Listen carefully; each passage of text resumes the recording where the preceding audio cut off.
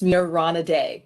Apologies. I'm joined today by Samir Ranaday, the Climate Justice Advisor with the Climate Action Council, Elizabeth Bolton from the New York State Energy Research and Development Authority, Neil Muscatiello from the Department of Health Center for Environmental Health, and Maureen Letty from the New York State Department of Environmental Conservation's Office of Climate Change. I am also joined by Maria Kachmar, Andrea Linton, and Emma Antonolos from our Department Office of Communication Services, who will be assisting me today in running the webinar. These events are being recorded and will be posted on the Climate Act website as soon as practicable. If anybody is having any technical difficulties during the hearing, you can call 518-402-9710 for help. Again, that number is 518-402-9710. The purpose of today's hearing is to solicit public input and comments on barriers and opportunities for underserved communities. Notice of this hearing was published in the October 20th and 27th editions of the Environmental Notice Bulletin this year.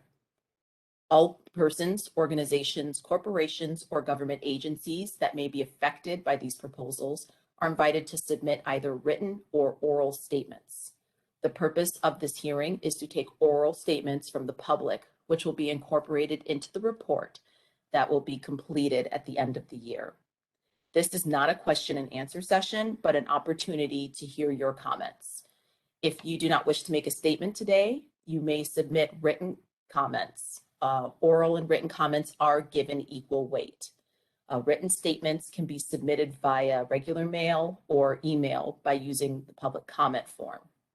Comments that are sent by email should be sent to opportunities.report@nyserda.ny.gov. Written comments can be sent by regular mail and can be emailed to Elizabeth Bolton, BOULTON, at NYSERDA, 17 Columbia Circle, Albany, New York, 12203. Or they can be provided using a public comment form, which can be found at climate.ny.gov/events-and-meetings. We'll put this comment form up again so folks can have an opportunity to write anything down that they've missed. Written comments must be sent by November 8th, 2021, and they will be incorporated into the report that it's currently being worked on. But please be aware that comments and feedback will continue to be accepted long past that date. The addresses are posted on the screen right now. Again, we will post them again for those of you who have joined us through the internet. For those who have joined over the phone, we can definitely make that available to you. The Climate Leadership and Community Protection Act requires the Department of Environmental Conservation, in collaboration with the New York State Energy Research and Development Authority, the Department of Health, and the New York Power Authority, to prepare a report on the barriers to and opportunities for access or community ownership to the following services and commodities in disadvantaged communities: distributed energy generation, renewable energy generation, energy efficiency and weatherization investments, zero emission and low emission transportation options, adaptation measures to improve the resilience of home and local infrastructure to the impacts of climate change, not limited to microgrids, other services and infrastructure that can reduce the risks associated with climate change related hazards, which includes, but are not limited to, shelters and cool rooms during extreme heat events, shelters during flooding events, and medical treatment for asthma and other conditions that could be exacerbated by climate-related events. The goal of these hearings is to hear from our most important stakeholders in this process, which are all of you. Today's event, in addition to other outreach events, will inform our report. We had some small group sessions that were held in October and had an open invitation for written feedback. We will share where we are in the development of the report and seek your input to ensure that we are headed in the right direction. Maria, if you could go to slide 4. So this slide is describing the section of this Climate Leadership and Community Protection Act that directs the agencies to develop this report. This description is located in section 6 of the CLCPA.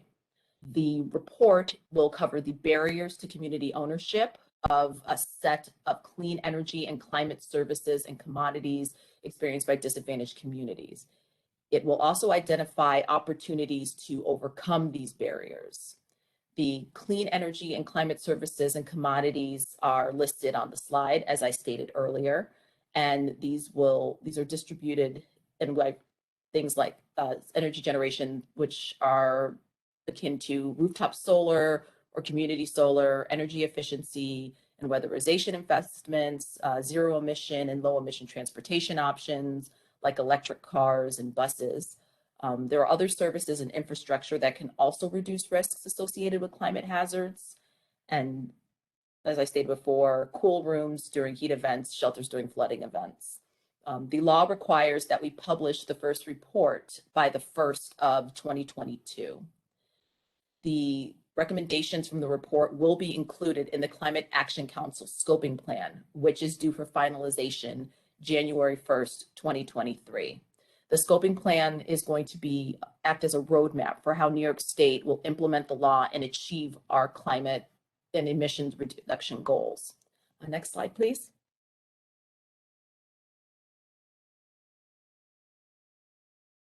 To aid us in our efforts, NYSERDA brought in Illume under a contract to assist with some of the information gathering.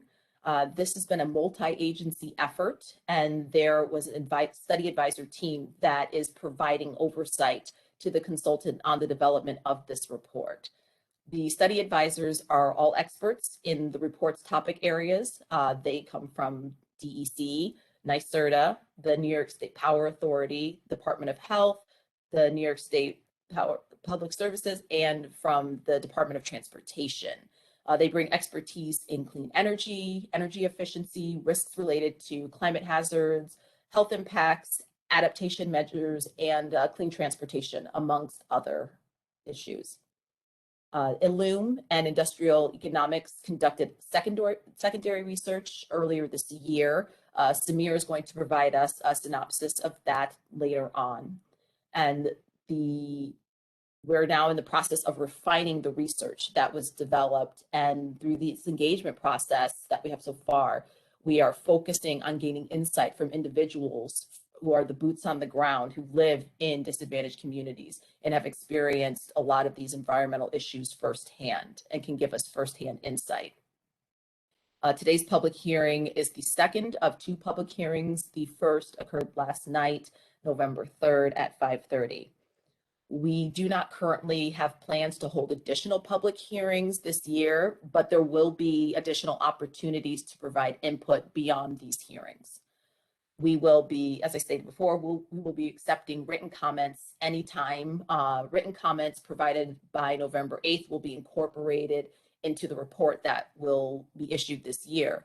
But we are working towards releasing that report. That doesn't mean that the comment period stops. We will absolutely continue to continue accepting input on assessing how the agencies are implementing the Climate Leadership and Community Protection Act. Next slide.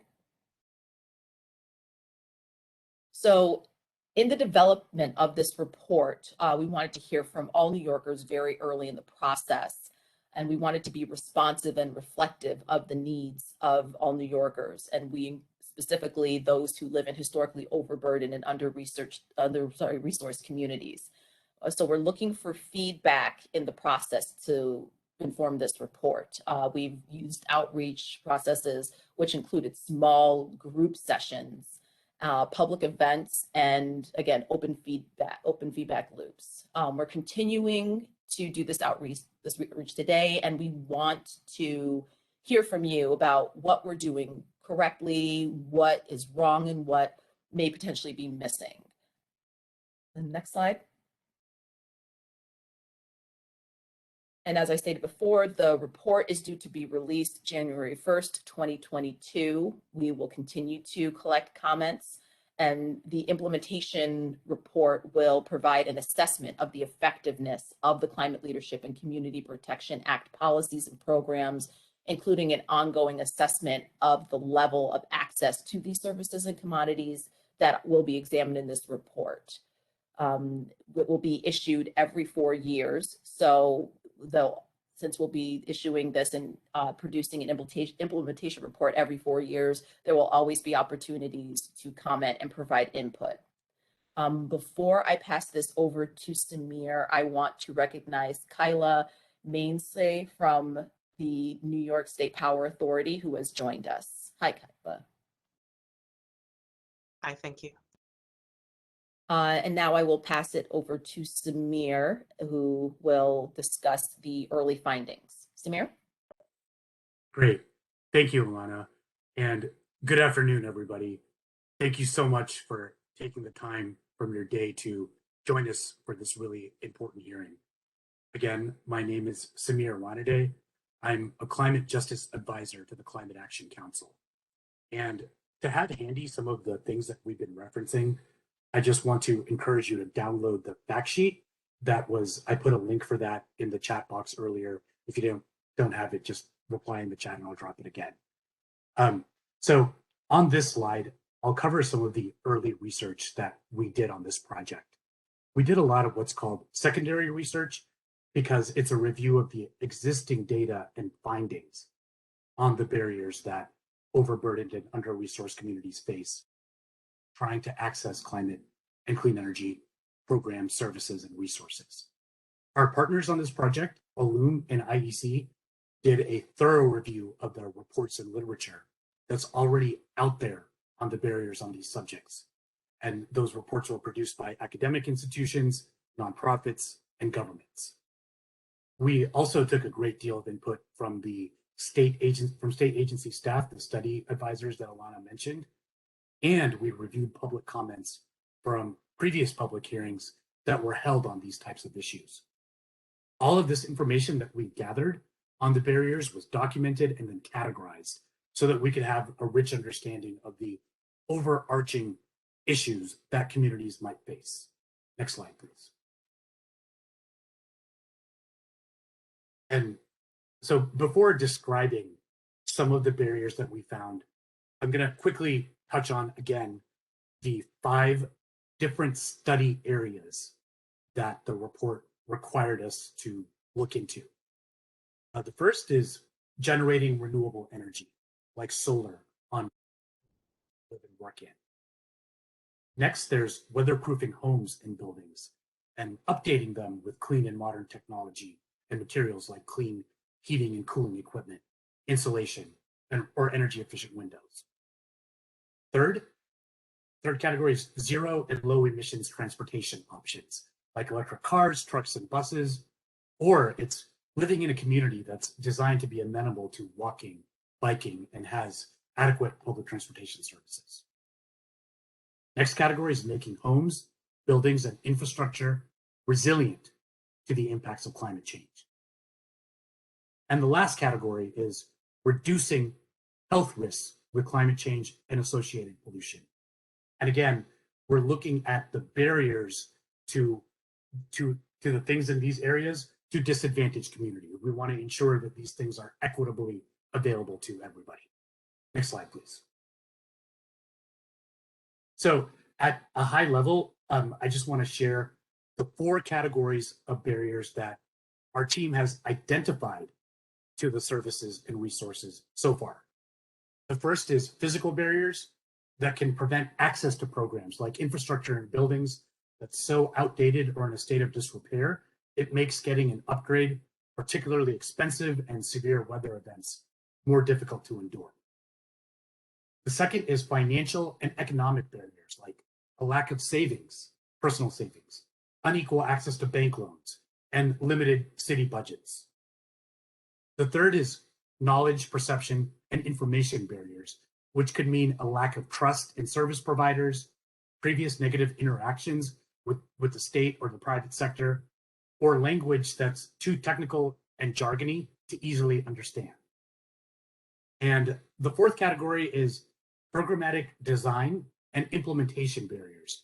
This could be things like really strict eligibility requirements that are too narrow or cumbersome to navigate, or programs that don't adequately inform the public, make the public aware of what services and resources are available to them.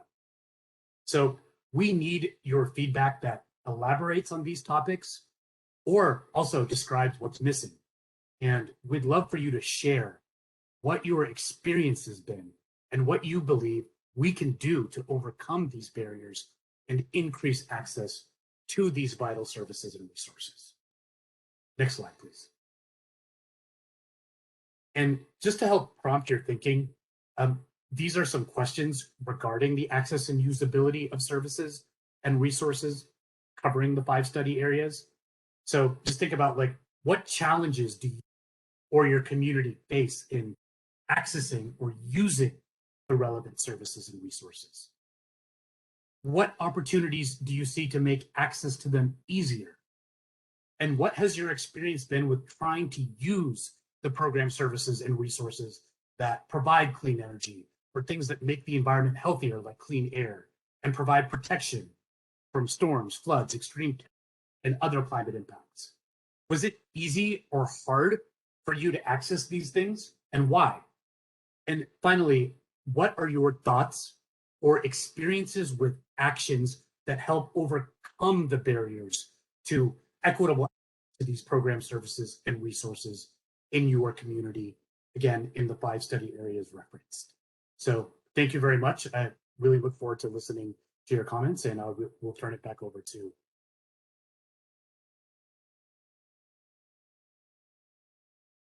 Okay, great. Thank you, Samir. Alana, did you have anything that you wanted to say before we start taking comments? Just before we start, I wanted to acknowledge Seema Nayak from Department of Health, who has joined us. Hi, Seema. All right. Thank you. Great. All right. So we are going to start taking calling on speakers, and we want to remind everyone that as you joined, you were muted upon entry into this meeting. If you'd like to make a statement today, you must raise your hand. You'll find the hand raise feature at the bottom of your computer screen near the participant button. If you're a call-in user, you can press *3 to raise your hand. We will call persons one by one to speak. Let me apologize now if I mispronounce your name. If I do mispronounce your name, please correct me. After I've called your name, we will unmute your line. And if you hear 2 beeps, then you know you've been unmuted. Again, if when we call your name, if you could just state your name and provide us with the city that you're calling from, that would be helpful. If you're speaking on behalf of an organization or someone, if you could identify who that is that you're representing. If you can, when you make your statement, can you please speak loudly, slowly, and clearly? And for the courtesy of others wishing to speak, we've set a 3-minute time limit today. And so that we ask that you please summarize your oral statements today, but you can submit those lengthier written statements by email as indicated in the notice, and we'll put those addresses back up on the screen. All other attendees, feel free to use the chat feature that's now available too on your screen. If you'd like to not make an oral statement today, but you'd like to type something in, feel free to use that feature as well. Okay, so at this time, like I said, I'll look for folks that have raised their hands, and it will go in order and take those calls. So right now, I'm going to unmute Sam Fine. Sam, can you hear me? Yes, can you hear me? Yes, go right ahead. My name is Sam Fine. I'm calling from Albany, New York. I'm an Albany County legislator. I represent part of the city of Albany, which includes the city's South End, which has gotten a lot of publicity as it's an environmental justice community, faces a lot of negative health impacts from the Port of Albany and the industrial pollution from there. It's a very low income community, and that's one of the barriers, one of the major barriers to to clean energy, to investment in clean energy, and to addressing these issues. People don't have enough money to invest in converting their old homes. There's a lot of very old homes, historic homes that have outdated heating systems, and people don't have the money to invest that. People don't have the money to buy an electric car, for example. So let's say there's the income level, the old buildings that often have difficult upgrades. There's a lot of historical regulations around them. Most people are renters as well. So, it would take the landlord taking action to make these upgrades in many cases. And then many of these I view as things that would take more of a group effort, that it's difficult for an individual to do. Things like community-owned solar would take more of a group effort. So you probably need a government agency really taking the lead on that, of course, seeking community input as well. One thing that's talked about, transportation, of course, a lot of emissions from transportation. I mentioned electric cars. People in my community, a lot of people don't have cars. Electric cars are expensive. We don't have the charging infrastructure at this point, which we should invest in. But I also want to point out, I think just investing in public transit, both in electric buses, as well as just more buses, and investing in transit in general, will make a huge difference in reducing emissions. And it's the way that a lot of people rely on transportation. I think if we want to move forward with more sustainable communities, that's something that we have to do. We need to focus more on public transit rather than individual passenger cars. I know that from personal experience, when I put solar panels on my roof, I was able to get tax breaks from the state, which are great. But I think tax breaks, if you don't have a lot of money, tax breaks are really not as great as a subsidy, because you have to put the money up front. And then also, unless you make enough money, you are not able to claim that whole tax break in the first year. So that can be a burden for people as well.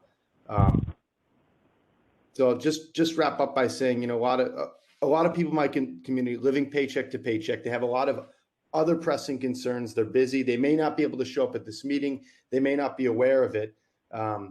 Climate change may not be at the top of their agendas, but it definitely impacts them. They care about the future of their communities. Their livelihoods are impacted when there's damage from climate change that impacts us all. And they deserve the investment. They deserve the attention to address these issues just as much as other communities that might speak out and be more vocal about these issues. Great. Thank you very much for your comment. Okay. And let's see. I'm unmuting Allison Bardsley. Can you hear us? Yes. Can you hear me? Yes. Okay, Go good. right ahead. Hi. I don't represent anyone. I live on the North Shore of Staten Island. I appreciate the Albany legislator talking about the necessity to think in terms of things that are not what individuals can do. We have maybe a unique problem on Staten Island. I'm associated with some community groups. Again, I don't speak for them. The North Shore Waterfront Conservancy and Save Graniteville Wetlands. We are currently having a coastal wetland filled in for a big box store despite community protest. A ridiculous time to be cutting down trees and ending an important carbon sink. And the other thing that your report doesn't deal with is the fact that some mitigation practices that are being put in place put other communities in harm's way. For example, there's a seawall that's being planned for the east shore of Staten Island and hardening parts of Manhattan against flooding. And we know from recent studies that that will redirect the water towards poor communities. For example, on the north and the western shore of Staten Island, because that water has to go somewhere.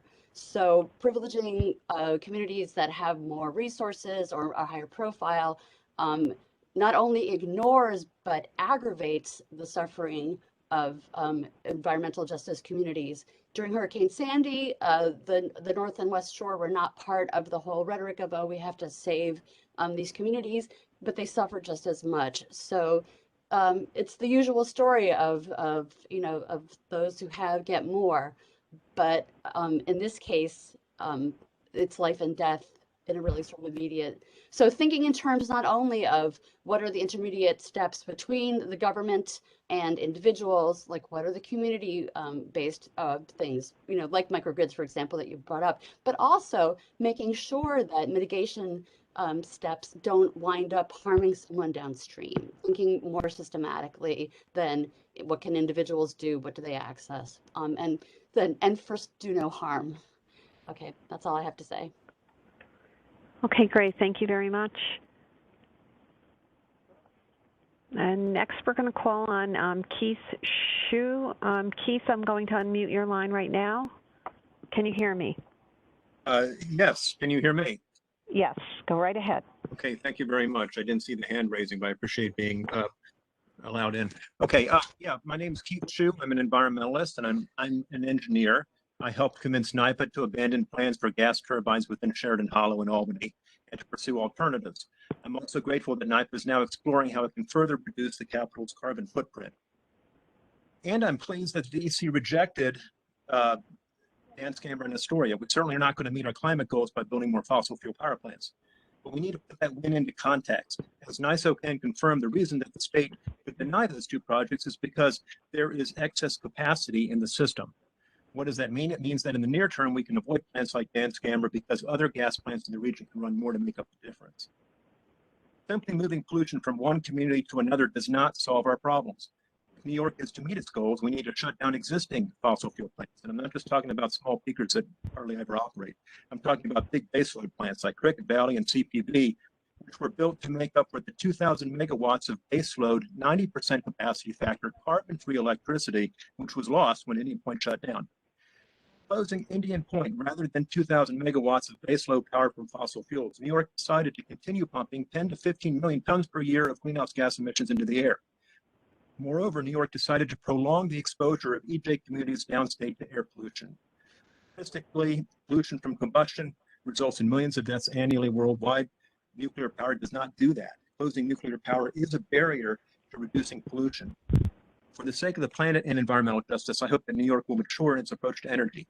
I've studied analyses by NISO and NYSERDA on what it would take to decarbonize our grid in the way that some insist. The unrealistic build-out of intermittent sources, more than twice the amount of offshore wind in the state has promised. Thousands of onshore wind turbines, glass and steel blanketing, literally hundreds of square miles for solar, and hundreds of times more battery storage than the biggest battery in the world, as well as backup generation equal to the capacity of all the state's existing gas-fired power plants using fanciful technologies that don't exist. And add to that the legal challenges of Cuomo's unpopular accelerated siting law and upstate opposition to the industrialization of forests and farmland. And anyone can see, anyone with common sense can realize that this is not an achievable plan. It's one that will fail. Just transition is a popular rallying cry. I get that. But the most unjust transition is the one that doesn't happen. That's what's at risk here. Wind, solar, and batteries, they can help, but they're not enough. If we're serious about decarbonizing the grid and other energy sectors, then we also need nuclear power. It's time to acknowledge the tremendous good that humanity can accomplish with atomic energy, to keep fossil fuels in the ground, to tackle the climate crisis for real, to conserve natural lands and open space, and to provide the energy needed to lift billions of people out of poverty, people who want and deserve the same quality of life that we enjoy. Bigotry means the passing of sweeping judgments against persons and things that you don't try to understand and therefore can't appreciate. There's no place for that in New York, not with respect to energy or people. I stand by the IPCC, which includes nuclear and every viable path to avoiding climate disaster. I stand with James Hansen, one of the first to warn us of global warming, and I stand with real progressives like Senator Cory Booker. All these people and energy experts throughout the world realize that nuclear needs to be part of our future. So let's follow their lead and embrace the tremendous good that can be done for people on the planet using nuclear power. Thank you very much. Great. Thank you very much. Okay, next I'm going to unmute Bridge Rouch. Can you hear me? Yes, yeah. Can you hear me? Yes, go ahead. Okay. Yeah, thank you for this opportunity to speak with you today. My name is Bridge Rouch, and I'm an environmental justice organizer in Buffalo, New York for the Clean Air Coalition of Western New York. The Clean Air Coalition Western New York represents members who live and work within areas affected by legacy industrial facilities. Our members want and need a just transition as our region moves forward beyond fossil fuels and polluting industries into a renewable, democratically led economy. However, as much progress has been made in recent years following the passage of the CLCPA, we still have a long road to go towards a just, equitable, and sustainable future. With my statement today, we have also submitted in writing a list of specific policies we advocate that your agencies and legislators take under consideration and enact. Examples from this list include establishing, supporting, and empowering community advisory groups for new and existing remediation and climate resiliency projects, especially in environmental justice communities. These groups should be granted meaningful decision-making power and specifically should be under the control of area resident stakeholders. We also request establishing, supporting, funding, and expediting hazardous waste cleanup projects, particularly in low-lying areas, which are likely to be increasingly flooded with the increases in precipitation New York is receiving, and require prevailing wages for such efforts. We also support efforts by communities to reclaim and remediate former industrial zones along waterfronts as publicly owned and managed green spaces, which will serve a dual purpose as both park space as well as buffer zones during flood events. And also on this list is the request of installation of more air monitoring stations with publicly available data to better support public health efforts during air quality emergencies.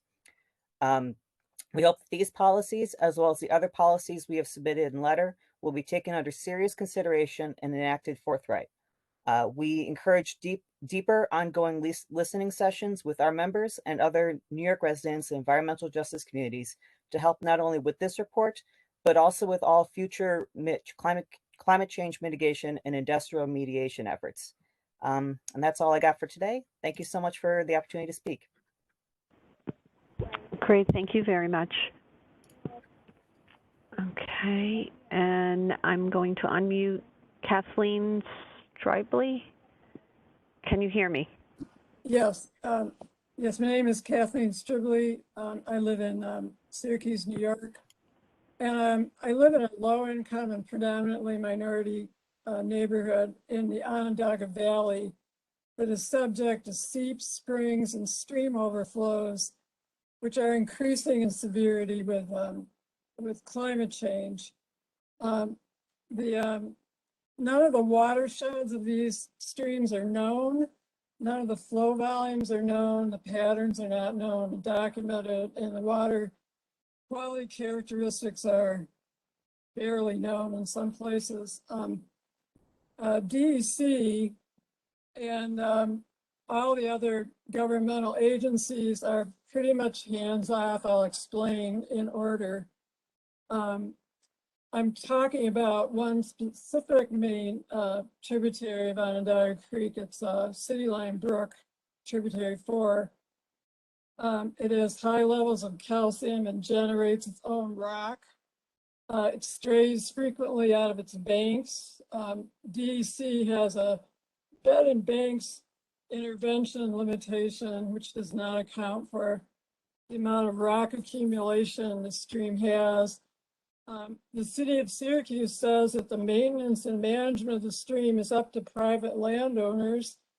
35 to 40 that border the stream, a lot of them very low income residents. The stream never had an easement, even though it was improved by the WPA in 1938. The city has no staff or resources to deal with it. The county of Onondaga will not intervene because the stream is totally within the city's boundaries, even though the watershed is probably in one or two of the other towns in the county, and the 81-481 interchange, which is currently under redesign. So the county has found this loophole. DC only regulates, doesn't intervene in any other way, and doesn't respond to any neighbors' request for intervention. So we've had more recent increased flooding and tufa accumulation. We have some ideas for studies, but there's very little available funding for those studies. And we would like to make this an asset versus a growing threat. The state can no longer leave this to local entities who will find any means to avoid responsibility for this issue. And recently I went over to the outlet for the stream. It's actually partially blocked by high water in Onondaga Creek, which we just had very high levels of rain. So it's going to get worse, and I would like some response to this. Thank you. Great, thank you very much for your comment. And if you could lower your hand, that would be great. Next, we're going to call Matthias Caldwell. Hi, can you hear me? Yes, hello, and thank you for the time for speaking with you all. I want to acknowledge that I spoke yesterday on the previous meeting, so I really appreciate the added time. And I'm wanting to speak again because after getting a chance to see your presentation yesterday, I wanted to take on the opportunity to offer more specific comments and notes in regards to the areas of services and resources and the categories of barriers that you've identified as it relates to the very significant issue our community as well as some adjacent our community is experiencing, as well as some adjacent notes on my personal experience advocating for a clean energy transition in Red Hook. My name is Matthias Caldwell. I'm from Red Hook, Brooklyn, in New York City, which is a historically overburdened and under-resourced community in regards to air pollution and the impacts of climate change. We were famously hit the hardest by Superstorm Sandy back in 2012, as well as every flooding event that happens in New York City. Red Hook is also underserved in terms of public transportation and has limited bicycle infrastructure and a dangerous overlap between its main street and New York City's truck routes. So with all that said, I'd like to point to some specific notes in regards to the areas and barriers.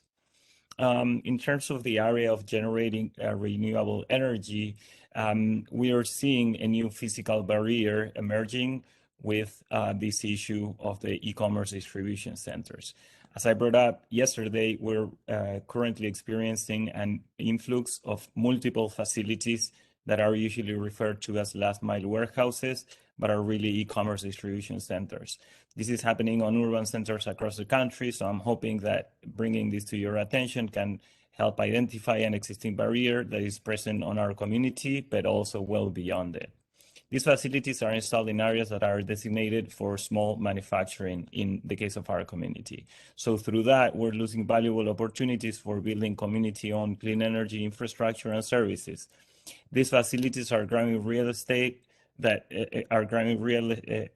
this manner and are poised to flood the neighborhood with trucks and vans distributing mostly imported goods, imposing their footprint on areas that are supposed to be used for local small-scale manufacturing. And I know I'm limited on time, but if I may move to a related issue in terms of zero and low emission transportation, and specifically around communities designated for alternative transportation, such as walking and biking, I wanted to bring up that this is also bringing a physical barrier in the sense that this goes in direct opposition of everything the CLCPA stands for in terms of mobility, particularly in regards to bikeable and walkable areas, allowing this urban e-commerce hub to flood disadvantage and overburden community neighborhoods with large trucks and vans effectively kills the perceived experience of safety for cyclists and walkers. And there is no infrastructure that can fix that. We need these trucks to be routed on designated paths away from people walking and cycling. And this is, I believe this is particularly important if we want to promote a vision for equitable access to transportation that is not car-centric. Thank you very much. I'll provide more details through written comments. Great. Thank you very much for your comments. And at this time, I would like to remind the call-in users that if you wish to make a comment, if you press *3 on your phones, that will raise your hand and we'll recognize you and call on you.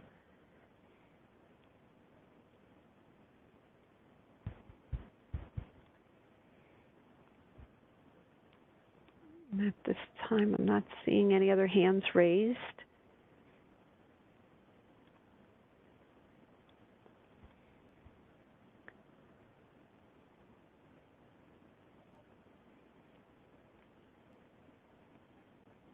Oh, okay, here we go. We have a call-in user.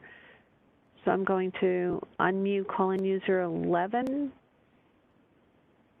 Okay, thank you. I'm Margaret McMahon. I'm calling from Ithaca, New York. I have been a homeowner who has done weatherization. I then became a low-income landlord, which is as much of an oxymoron as that sounds. And then I became a Section 8 renter once I had to sell the apartment house because I didn't have the income in order to maintain it. So I've looked at this from all directions, and I used to participate actively with the Low-Income Forum on Energy, the LIFE programs, and working with Cornell Cooperative Extension here in Tompkins County. I ran a program called Energy Savings for Renters. So I'm really appreciative of your doing this report because it addresses a lot of the issues that I've run into. I'm going to save some of those for written comments, but I want to highlight my current situation, which is that in order to be able to go car-free, I got on a waiting list to get into a housing complex just outside the city of Ithaca that is on a bus line. And I needed it to be accessible because I have mobility limitations, but I wanted to be able to give up my car.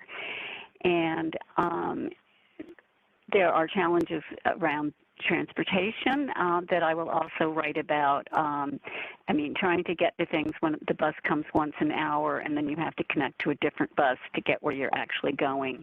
The amount of time it takes to be car-free is phenomenal. Probably about 2 hours more per event than somebody who owns a car. But I want to lift up particularly those of us who have housing vouchers and are living in housing complexes that were built with subsidized funding because they would have a high percentage of low and moderate income people, but where the housing is actually owned by what appears to be a private for-profit corporation. And let's just say weatherization is not in their short-term plan. And having met with Herb Dwyer, whom I met through the Landlords Association of Tompkins County, there are a lot of real financial blockages to landlords, particularly of larger landlords, to getting financing for doing weatherization and switching over, say, to heat pumps. I mean, we're really in a bind here around air conditioning. When this section was built 20 years ago, air conditioning wasn't a big deal. For some reason, we're not eligible for the HEAP air conditioning programs, which includes extra money for the electricity, and also there were free air conditioners that New York State was sometimes giving away. I think because this complex has through-the-wall spaces for air conditioners, and we're banned from having air conditioners in the window. So we didn't used to worry about air conditioning in New York, and now it's a big deal. Well, the obvious solution are heat pumps. Our hot water and our heat comes from boilers. There's one boiler for every 8 units in this complex, and hundreds of people live in this complex. But the upfront costs and the amount of staff it would take are apparently keeping, I'm not going to name names, but keeping this owner of many housing complexes from doing the transition at a time that it's needed. The boiler in my building got replaced 2 months ago because it reached the end of its 2-month hearing. So, again, thank you for having the hearings and covering so many aspects. I will submit written comments that go into more detail, but I want to especially highlight this middle ground with privately owned housing that looks comparable to public housing, but doesn't have any of the supports that actual public housing has. Thank you. Great. Thank you very much for your comment. And again, at this time, I'd like to remind call-in users or anyone else that would like to make a comment to raise their hands. Call-in users can press *3. And everyone joining by computer, there is a hand raise feature down at the bottom of your screen near the participant panel. This time I'm going to unmute James Gordon. James, you've been unmuted. Thank you. My name is James Gordon. I'm from Citizens for Regional Transit in Buffalo, New York.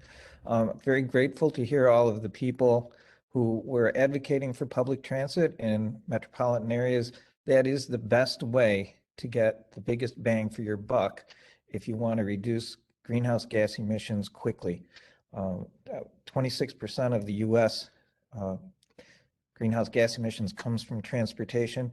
If transportation is good enough to get people to want to take it, get onto a bus, get onto a metro rail, those are the ways that we can really quickly have a big impact on our greenhouse gas emissions. Rail also should be considered more for transporting heavy goods. New York State has a good rail system. Interesting that the rail system is privately owned as opposed to the roads that are publicly owned. That is an impediment to getting things on rail. There's big things that have to be decided. We heard someone discuss the advantages of nuclear. A lot of good points there. Solar takes up a lot of room. Wind takes up a lot of space. Someone's going to have to decide which is best. They all have downsides. They all have plus sides. And the choices are not going to be easy. We need to really think about it. We need to put some really hard analysis as to what's more important to us, the greenhouse gas emissions, the problems with nuclear waste, and those kinds of things. We really have to put some thought to it. Nuclear does have some very strong advantages, and it has some disadvantages. So that's what I wanted to say. Electrifying everything is a great idea if your electric grid is green and clean. Right now, it's not. Only 16% of the grid is made from non-combustible sources, and that just adds greenhouse gas emissions. So thank you very much.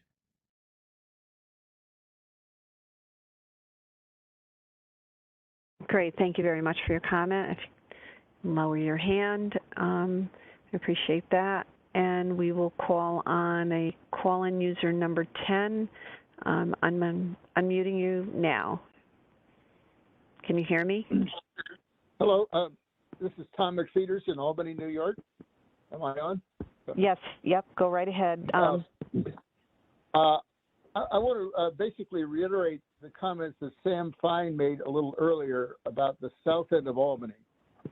In the south end, I moderate a group called the South End Community Collaborative, which is working very hard on addressing a lot of the climate change issues that we're talking about and also environmental justice issues. We see great opportunities because we are neighbors of the Port of Albany. We'd like to establish a green hub here in the South End, working in partnership with the port. The major barrier to all of this is capacity. The stakeholders and the small not-for-profits in the South End are eager to do this work, but we lack capacity. We lack the money to hire people. We lack the training and so on and so forth. So I think that this is something that I hope you will consider when we look at the opportunities that we have actually to do weatherization, to do new energy, to do job creation, and all the rest of it, is help us build the capacity to make it all work. Thank you. Great. Thank you for your comment. If you could press *3 again, that will lower your hand. Let's see, I think we have another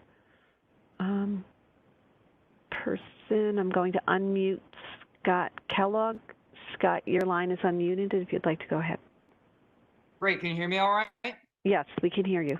Excellent. My name is Scott Kellogg. I'm the Educational Director of the Radix Ecological Sustainability Center, which is a nonprofit environmental justice advocacy organization in the South End of Albany. I'm also on the City of Albany's Sustainability Advisory Committee. And I want to thank you all for the work that you're doing.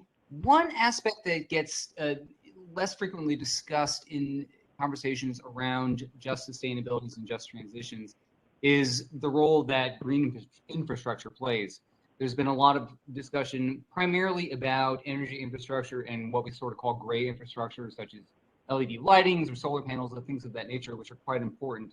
But we need to put equal emphasis upon the value of greening, particularly urban spaces, especially in cities like Albany, where we have an abundance of vacant parcels, for their potential to create healthier and more livable environments, particularly in low-income neighborhoods, such as the South End of Albany. Formerly red line neighborhoods that had been historically disinvested in have considerably fewer street trees, resulting in ambient temperatures that are considerably higher, as much as 10 degrees from one neighborhood to the next. This also contributes significantly to asthma rates approaching 30 to 40% in many parts of the city as a result of exposure to airborne pollutants originating from diesel vehicles. So planting trees has enormous benefits in terms of reducing surface temperatures, in terms of air quality purification, also in terms of carbon sequestration, water infiltration, which is occurring with greater frequency as a result of extreme rainfall events that are occurring as a consequence of climate change. And just to remind people that low-income populations, the vulnerable of the world, suffer the first and the worst as a consequence of climate change itself, particularly in low-income communities where many people cannot afford air conditioning or be able to escape the city during extreme heat periods. Also, please consider the role that local sustainable food production plays with climate justice and the connection between food security in food apartheid neighborhoods such as the South End of Albany and climate as a whole, as well as the role that composting can play, not only in soil regeneration, but also in job creation and in prevention of methane from escaping out of the landfill. Lastly, I want to say in my last couple seconds that I do not believe nuclear power should play any role in renewable energy futures. It is an extremely dangerous and racist and unsustainable form of energy. Both nuclear and coal are bad solutions. It's a false choice to say that we must choose one or the other. Neither are acceptable for different reasons. Thank you very much. Great, thank you very much for your comment. If you could lower your hand, I'd appreciate that. And at this time, I'm going to ask any other attendees wishing to make a comment to raise your hand. If you're a call-in user, you can press *3 on your cell phones. All other people can, on the call today, can use the raised hand feature that's down at the corner of your computer screen.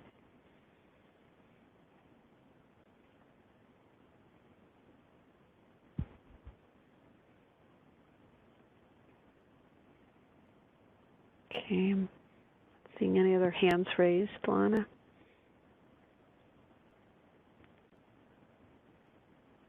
I am not seeing any additional hands being raised.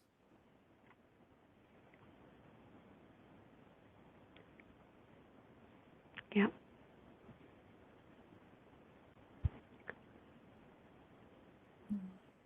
Okay. Well, if there are no other statements, giving everyone one more chance, I will close the public hearing. Okay, and again, we ask folks to One use more. the, Yes. yeah, who's that? So just if anybody just would like to say anything quickly, otherwise we will close today's public hearing. Thank you to everyone who attended today. We're going to put the details for submitting written feedback or comments on the screen. This recording is going to be posted to the Climate Act website as soon as we can get it up there. And there is additional information available on climate.ny.gov. Thank you very much for joining us, and we look forward to your written comments. And remember that even though the comment period for the inclusion in the report is November 8th, we will still be collecting comments throughout this entire process. Again, thank you very much for joining us today. Thank you to everyone from the government state side who helped with the formation of this hearing, and we hope everybody has a good day.